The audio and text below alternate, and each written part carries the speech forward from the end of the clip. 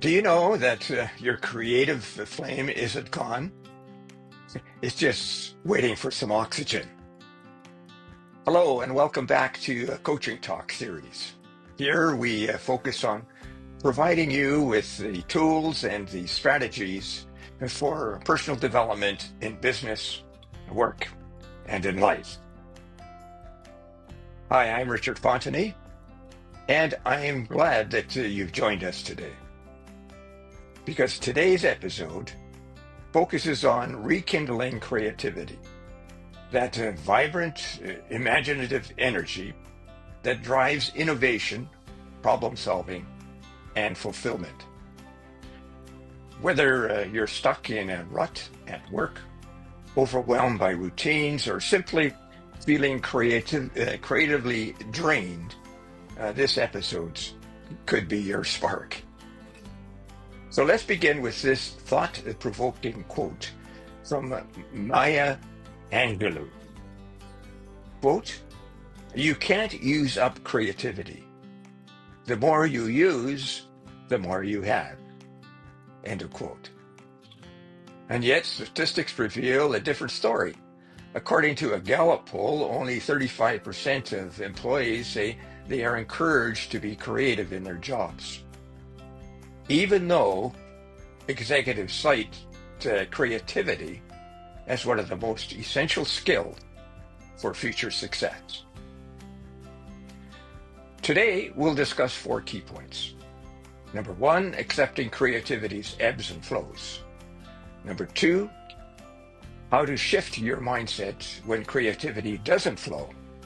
And number 3, how to become playful when your creative juices get blocked. And number 4, when it's time to connect with other creatives. Now, we'll sprinkle stories throughout this podcast to emphasize that even if we believe our creativity juices are dormant, they actually are not. So let's dive in. So how do we reconnect with our creativity, both personally and professionally?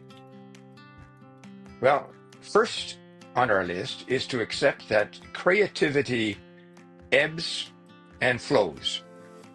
Creativity isn't a continuous flow. It's more like a tide. It rises and falls. Embracing this natural rhythm can relieve the pressure of having to perform creatively all the time. Take Maria, for instance. Now, Maria is a retired teacher who felt uninspired until she started journaling daily. One morning, she wrote a short story, and it was the floodgates seemed to open up for her. And today, we're told she writes regularly, simply because she allowed herself to be in that ebb. Now, here's another story, and this time from the workplace. James, a corporate manager, hit a creativity wall. He realized that forcing ideas and long meetings wasn't really working. So instead, he thought of Job of Apple fame and began scheduling walking meetings and thinking time. And lo and behold, his ideas came back stronger than ever. Now, here's a takeaway from this ebb and flow process. Give yourself permission to pause. Creativity returns when we create space for it. Secondly, change your environment to change your mindset. Now, a stale environment can hinder creativity. So update your space. Try a different route. Rearrange your desk. Explore new places, even virtually. Here's a consideration for you. I learned about a mid-sized marketing firm where employees were encouraged to work from a local cafe once a week. And this slight shift led to a burst in campaign ideas. and higher engagement from their clients. Now, in my experience, I suggested putting plants in an office, which encouraged many employees to become more creative. Now, here's a story about how change in venues applies in our personal lives. A young artist named Keisha took a break from painting and enrolled in a dance class. It had nothing to do with her work, but it woke up her senses. And she returned to painting with a renewed vision. Now, the main lesson from these stories is that sometimes to think differently, we just need to be in a different place. Now, thirdly, we sometimes need to play before we produce. And creativity, it flourishes when you play. So take a break from productivity. Try some doodling. Build something silly. Explore a hobby without a final goal. To improve team building activities, I often introduced creative breaks by building Lego structures, paper structures, and even playing with children's toys. The result, overall productivity improved. Why? Because people were freed from their creative constraints. Now, here's a story about how Emil, a retired professor, took up the violin at age 80 and joined a community group to visit senior complexes.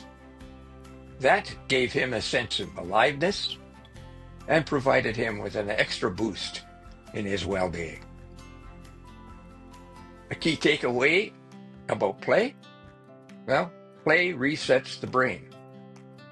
It breaks down inner walls and invites inspiration in. And number 4, connect with other creatives. Isolation can dull our spark, but collaboration and conversation can ignite it. So here's a story I heard about a struggling entrepreneur who joined a mastermind group. And within weeks, not only had her ideas expanded, she felt like she had found her voice again. And in life, I heard about a group of mothers who started a weekend art club in their garage.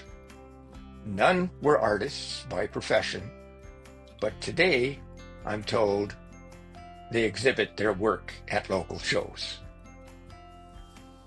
The takeaway from these stories is that creativity is contagious. So surround yourself with people who dare to imagine. Now, here's what I've learned about creativity in business, work, and life. In business, creativity drives innovation, customer engagement, and long-term growth. Leaders who model creative thinking open the doors for team members to contribute to original ideas. In the workplace, creativity combats burnout, reduces stress, and boosts morale. Encouraging even small creative expressions, like designing a brainstorming wall or a casual innovation hours, can make a massive difference.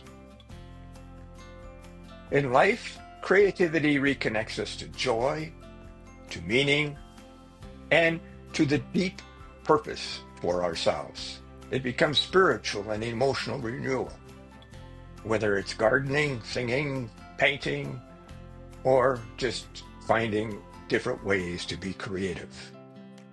It helps us become alive and grow. Now it's time to wrap up.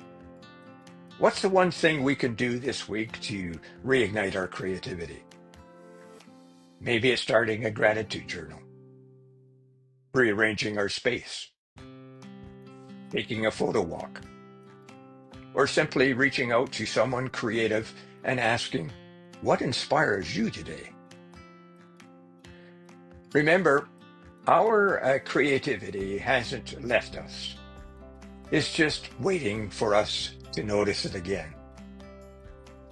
Now, if this talk lit a small fire within you, share it with a colleague or a friend, and subscribe to Coaching Talks so you don't miss what's next. And speaking of what's next, coming up next on Coaching Talks is the role of curiosity in personal and professional development. We'll explore how curiosity fuels learning, innovation, and authentic growth. Now, thank you for listening. And remember, flow with your creative self. I'm Richard Fontenay, signing off. Bye for now.